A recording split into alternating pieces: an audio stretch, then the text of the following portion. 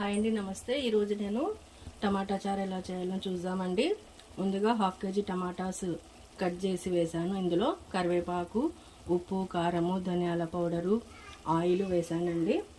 తర్వాత కొద్దిగా చింతపండు వేసాము. తర్వాత కొద్దిగా ఇదిగోండి కొత్తిమీర తరుగు వేసి ఇప్పుడు స్టవ్ వెలిగించి మూత పెట్టేద్దామండి. దీనికి కొద్దిసేపటికి కలుపుదామండి. అన్నీ ఒకేసారి వేసి మూత పెట్టేయాలండి. ఉప్పు, కారం, పసుపు, ధనియాల పౌడరు, ఆయిల్ అన్నీ వేసేయాలండి. ఇందులోనే టమాటాస్ 1/2 kg తీసుకున్నాను.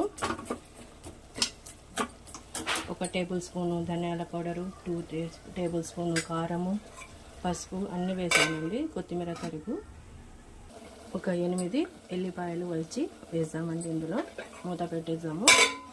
మంట లో ఫ్లేమ్లో ఉండాలండి, అప్పుడే టమాటాస్ బాగా ఉడుకుతాయి. 2 మినిట్స్ తర్వాత మూత తీసి కలుపుదామండి ఒకసారి. దీనిలో నీళ్ళు వేయకూడదండి, టమాటాస్ అప్పుడే బాగా ఉడుకుతాయండి. చూడండి, చాలా మెత్తగా ఉడికినాయి టమాటాస్.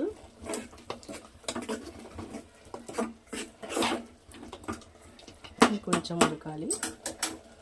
మూత పెట్టేద్దాము. ఇప్పుడు మళ్ళీ ఇంకోసారి కలుపుదాము.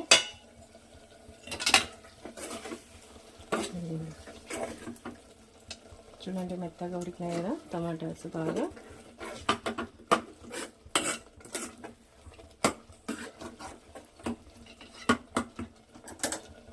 మూత పెట్టేసాము.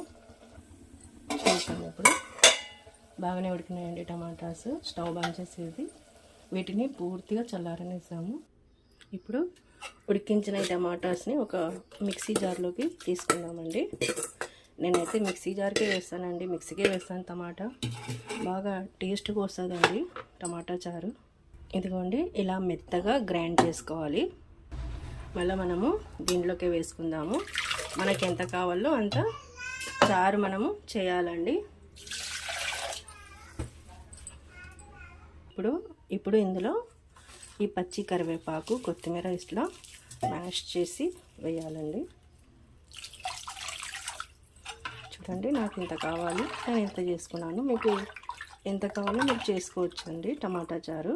ఇది బాగా పుల్లగా ఇడ్లీలోకైనా వేడి వేడి అన్నంలోనైనా మనము తిన్నామంటే బాగా టేస్ట్గా ఉంటుందండి. ఇంకో విషయము, జొన్న రొట్టెలో బాగా పీసెస్ చేసి మనం దాన్ని పిసికి తిన్నామంటే ఇంకా టేస్ట్గా ఉంటుందండి టమాటా చారులో. ఇప్పుడు మూత పెట్టేసి ఉడకనిద్దామండి. చారు ఉడుకుతూ ఉండండి. చాలా చూడండి, మరుగుతుంది బాగానే.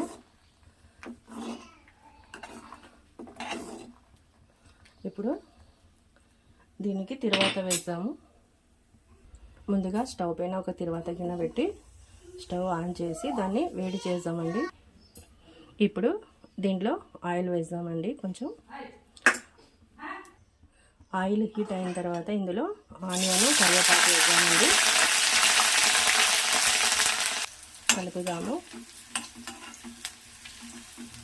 ఇప్పుడు ఆనియన్ బ్రౌన్ అయినాయండి. ఇందులో వట్టిమిరపకాయ, జీలకర్ర, ఆవాలు వేసేసి స్టవ్ బంద్ చేసేద్దాము.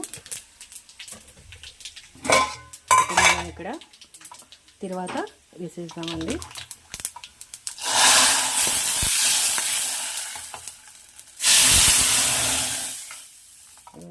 వేడి టమాటా చారు ఇప్పుడు వేడిగా సర్వ్ చేసుకుందాము.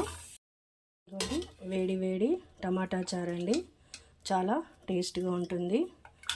మనకు రోటీలో అయినా, వేడి అన్నంలోనైనా, ఇడ్లీలో అయినా ఇంకా బాగా టేస్ట్గా ఉంటుందండి. తప్పకుండా మీరు కూడా ట్రై చేయండి.